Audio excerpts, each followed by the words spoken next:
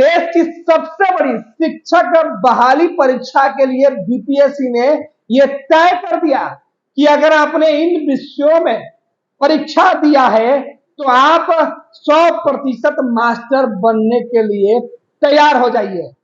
आप अगर क्वालिफाई करते हैं तो आपको कट ऑफ की चिंता नहीं करनी है, क्योंकि आपकी नौकरी पक्की। दरअसल बीपीएससी ने जब आवेदन निकाले थे उस वक्त अभ्यर्थियों की संख्या काफी ज्यादा थी, लेकिन जिन जिन विषयों में शिक्षक की आवश्यकता ज्यादा है उन विषय में जो आवेदन दिए गए थे उसमें शिक्षकों के जरूरत के अनुसार आवेदन ही नहीं पड़े थे।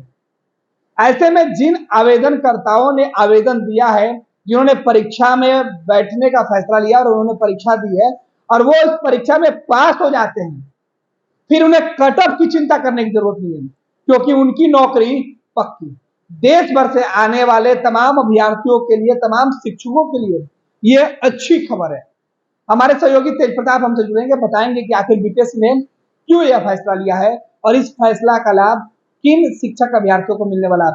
तेज, इस फैसले का लाभ किन को मिलने जा रहा है? देखिए गणेश, अगर हम बात करें तो बीपीएससी ने 3 दिनों तक परीक्षा, देश की सबसे बड़ी परीक्षा थी शिक्षक बहाली को लेकर, साइलेंट थी, पहली बार खत्म हुआ था। तो जो देश के अलग अलग राज्यों से लोग आए थे, शिक्षक अभ्यर्थी आए थे और 3 दिनों तक परीक्षा दिया।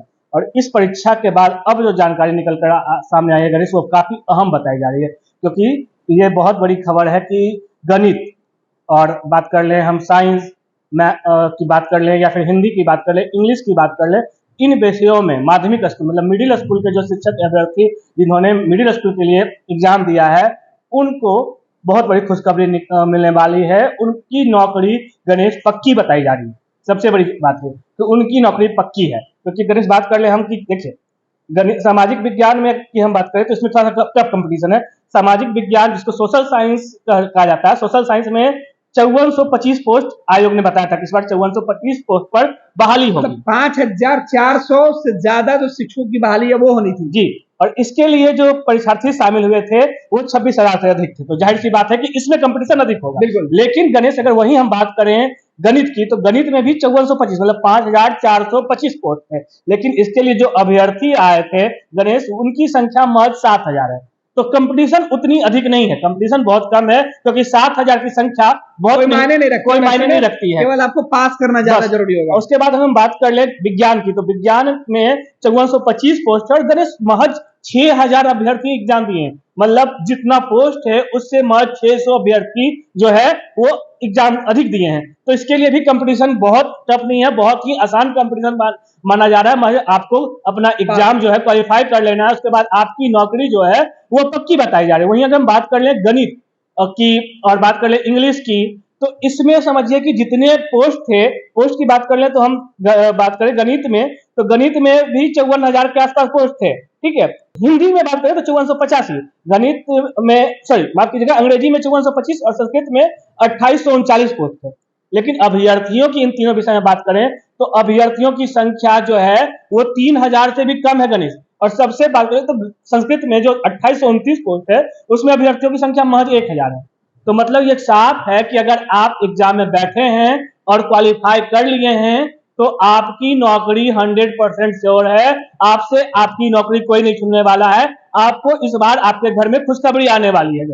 वहीं बात करें हम मिडिल स्कूल के बाद हाई स्कूल की, तो हाई स्कूल में सबसे अहम हाई स्कूल हो जाता है गणेश की। हाई स्कूल में बहुत दिनों से बहाली नहीं हुई थी, निलंबित थी बहुत सारी बहालियां, और इस बार एक साथ बहाली करवाई गई। तो अगर हम बात करें कि क्या है, तो इसमें देख लीजिए कि कंप्यूटर साइंस में जो टीचर की जरूरत थी उसमें 95 थी, मतलब 8395 टीचर की जरूरत थी, और इसमें 17,000 अभ्यर्थी शामिल हुए थे। तो इसमें थोड़ा सा कंपटीशन अधिक है। लेकिन गणित में मैथ की बात करें तो 2673 पोस्ट थे और अभ्यर्थियों की संख्या महज 2700 है। और इसके अलावा जैसे हम बात कर लें बायोलॉजी की बात कर लें या फिर हम बात कर लें केमिस्ट्री की, इंग्लिश की, इन विषयों के लिए जो टीचर अभ्यर्थी की संख्या है, जितने पोस्ट है उससे भी बहुत कम है, मतलब ना के बराबर ही शिक्षक अभ्यर्थी इन जो है विषय की परीक्षा में शामिल हुए थे। मतलब साफ है कि अगर आप इस विषय की परीक्षा में शामिल हुए हैं तो आपसे आपकी नौकरी कहीं नहीं जाने वाली है।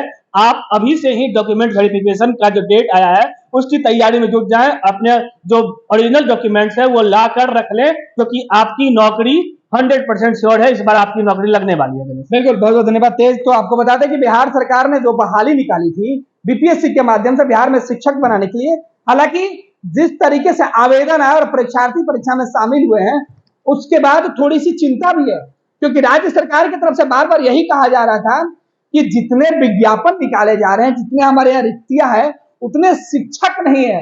और इसी का हवाला देते हुए मैथ और साइंस के शिक्षकों को ज्यादा से ज्यादा भर्ती के लिए देश भर के आवेदकों से आवेदन मांगा गया था।